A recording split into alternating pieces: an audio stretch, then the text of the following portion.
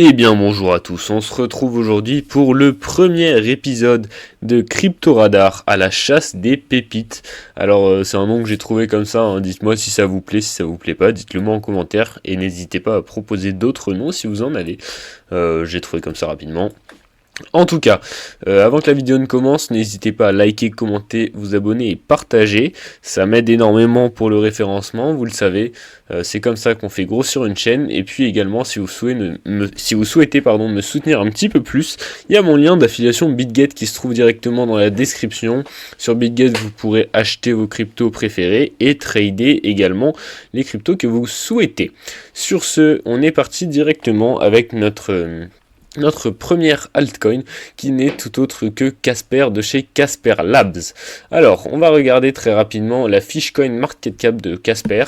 On va pas tout lire du tout, hein. Je vous mettrai toutes les fiches dans la description parce que sinon on n'en est pas sorti, on n'est pas sorti de l'auberge. Je considère que c'est pas mon travail, mais en tout cas si vous voulez lire un petit peu les projets, les teams, etc., je vous mettrai tout dans la description et je vous laisse aller faire vos recherches. Nous, ce qui va nous intéresser, ça va être la répartition des jetons. Alors, tout simplement, on voit que Casper a 11,6 milliards de Casper en circulation actuellement. Et donc, en fait, cette répartition, ça va être tout simplement la répartition de ces 11,6 milliards de Casper. Et on voit, nous, ce qui va nous intéresser, nous, excusez-moi, ça va être le pourcentage qu'a la team et les advisors. Alors, tout simplement, qu'est-ce que ça signifie? Ça signifie ici que la team a 8% des jetons et les advisors 6%. On va considérer que c'est plus ou moins la même chose parce que les advisors travaillent pour le projet, donc ça nous fait un total de 14%, on va dire 15%, ce qui n'est pas du tout abusé. En fait, quel est le problème des projets dans lesquels les fondateurs ou la team a un trop gros pourcentage des tokens? C'est tout simplement que du jour au lendemain, ils peuvent faire une énorme arnaque et vendre tous leurs tokens et donc faire au cours une énorme bougie rouge de moins 99% et donc tout le monde, le token perd tout simplement toute sa valeur et donc les investisseurs perdent leur argent de la même manière. Donc là on voit que la team n'a uniquement 15%, c'est plus ou moins dans la norme, hein. Généralement on est entre 5 et 15%, on est dans la norme haute, mais c'est pas du tout trop élevé. Donc c'est un excellent signe.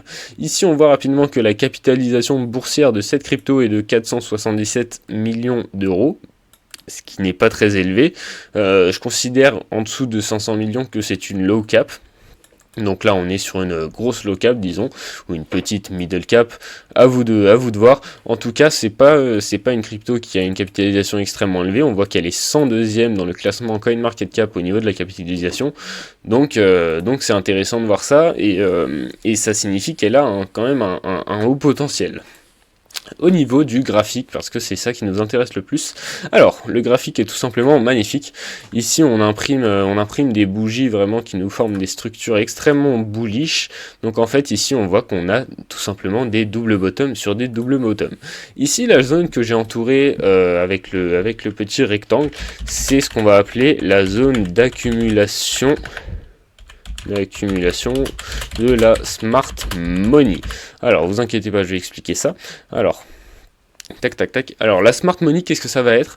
Bon, la zone d'accumulation d'abord, c'est tout simplement la zone où la smart money va accumuler ce token. Donc va en acheter pour remplir ses bags.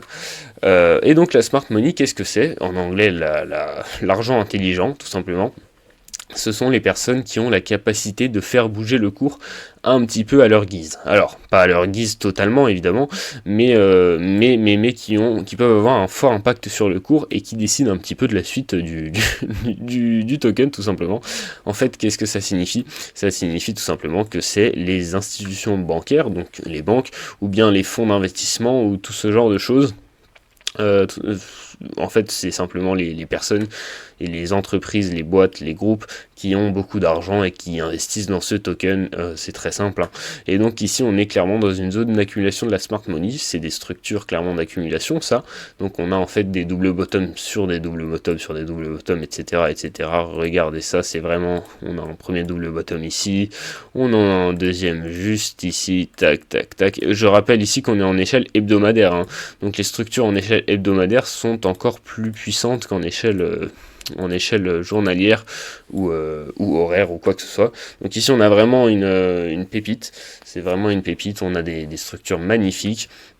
On voit ici que sur les dernières semaines, le volume est en hausse. Alors, tac, hop. On voit ici que le volume est haussier, ici comme ça, voilà. Et donc c'est extrêmement bon signe pour la suite de projet. À noter également que le projet est toujours actif, hein. La team continue de faire des updates, elle est active sur les réseaux sociaux, mais bon, ça c'est à vous d'aller regarder avec les liens CoinMarketCap que je vous mets dans la description. Mais en tout cas, voilà, on est vraiment sur des niveaux très intéressants pour un investissement long terme. Donc clairement, je vous invite à vous pencher très sérieusement sur ce token parce qu'il peut être très très pertinent pour votre bull run 2024. Le deuxième token, ça va être le Trust Wallet Token. Alors, le Trust Wallet Token, bon, qu'est-ce que c'est Trust Wallet? C'est tout simplement le wallet, le portefeuille de chez Binance. Alors, il n'a pas été développé par Binance, mais il a été racheté par Binance. Donc, un portefeuille, c'est simplement là où vous pouvez stocker vos crypto-monnaies en sécurité et sans passer par un exchange ou une banque ou quoi que ce soit. Disons que c'est vous qui avez le total contrôle sur vos investissements, sur vos tokens. Donc, ça a des bons côtés, c'est-à-dire qu'on ne peut pas vous voler vos cryptos au travers d'un hack de la plateforme ou quoi, mais ça a aussi vos mauvais côtés dans le sens où si vous vous faites pirater ou bien si vous vous trompez dans une manipulation ou quoi, et ben c'est vous qui payez, hein, tout simplement parce que c'est votre problème, vous êtes le seul responsable de vos actifs. Donc moi je préfère ça, je préfère stocker mes crypto-monnaies sur des wallets comme ça, d'autres préfèrent les exchanges, c'est à vous de voir un petit peu selon votre profil. En tout cas, le Trust Wallet Token. Alors l'émission des jetons, ici, voilà, donc ici, on est plus ou moins dans le même ordre de grandeur. On voit qu'ici, les développeurs, donc en fait, ça va être la team, ils sont à 15% des jetons. Donc, on est aussi dans la fourchette plutôt haute. Donc, je vous avais dit entre 5 et 15. Donc là, on est à 15, voilà. Et puis, le reste, ça va être simplement pour les utilisateurs. Donc ici, Trust Wallet Token Community, ça va être pour tout ce qui est airdrop. Donc, si par exemple, il y a certains événements et que Trust Wallet décide de faire un airdrop, donc de distribuer des tokens pour participer à ci, à ça ou pour féliciter ci et ça, et ben ils vont prendre sur cette réserve là. Ici on a la réserve wallet et ici on a la user acquisition. Donc là la user acquisition ça va être simplement les tokens que vous allez acheter sur les exchanges ou quoi. Et la réserve wallet c'est ce qui est consacré au développement du projet. Donc ça va être par exemple s'il y a besoin d'argent pour faire une update ou quoi, et ils vont aller taper dans cette réserve là. La capitalisation boursière c'est quasiment la même que celle du Casper. On était à 477 millions sur le Casper, ici on est à 474, centième crypto-monnaie du CoinMarketCap. Donc c'est aussi une petite low cap, petite pépite masterclass. Donc voilou. Le graphique, et écoutez, comme vous pouvez le voir, on est un petit peu sur le même type de structure. Donc on a également ici notre zone d'accumulation de la Smart Money avec un O, c'est un petit peu mieux quand même. Voilà, on a ici notre zone d'accumulation de la Smart Money. On met des majuscules parce que ici on écrit bien français, voilà. Et donc on est tout simplement toujours dans cette zone. On voit que les structures sont vraiment les mêmes, hein. On a des W, tac, tac, des W, des double bottom ici, tac, tac, tac, tac, tac, tac, tac, tac, tac, tac et tac. Et donc ce qui nous attend, c'est probablement comme d'habitude sur ces structures là, c'est probablement tac, voilà, quelque chose comme ça. Alors les targets sont difficiles à définir, parce que c'est un token qui n'a pas énormément d'historique. Donc en fait on n'a pas vraiment de repères sur cette charte, de la même manière que pour Casper c'est un petit peu pareil, hein. Donc c'est compliqué à définir, mais en tout cas les structures sont très haussières et puis la capitalisation est assez faible, donc on peut vraiment attendre une belle performance. Un x10 ne serait pas aberrant du tout, hein, sur ce type de token pendant le bull market. C'est clairement possible, de la même manière que pour Casper ça l'est également. Et puis on va passer sur notre dernière crypto-monnaie. Alors là on voit qu'on a quand même plus d'historique, donc plus de repères, c'est tout simplement IOST. Alors IOST, je vous avoue que le projet je le connais très peu. Et oui, et sur CoinMarketCap, on n'a pas la répartition des tokens. En revanche, c'est pas très grave, hein. En revanche, ce que je peux vous dire, c'est que c'est un projet qui est sérieux parce que il existe depuis 2018, même peut-être un petit peu plus, et la team est toujours active, le projet est actif, il y a régulièrement des updates, des news, vous pouvez regarder sur leurs réseaux sociaux, ils font souvent des tweets, etc. Donc c'est quelque chose qui est toujours actif, leur site internet a des améliorations, tout ça, ils ont un livre blanc, un white paper très sérieux. Donc moi j'ai une confiance en ce projet. Je vous ai déniché cette petite pépite parce que elle a une très faible capitalisation pour le coup, 173 millions d'euros, c'est vraiment très très faible, 189e crypto du CoinMarketCap, mais c'est une pépite parce que pour les raisons que je vous ai données, donc team active et projet toujours actif, etc. Et puis également, regardez ce graphique juste magnifique, hein.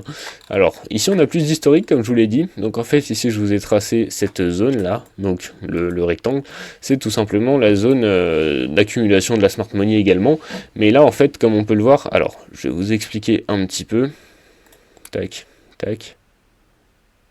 Hop, hop. Ça, on va la mettre en rouge, par exemple. Tac, hop. Tac, tac. Donc ici, ça va être la zone de rechargement.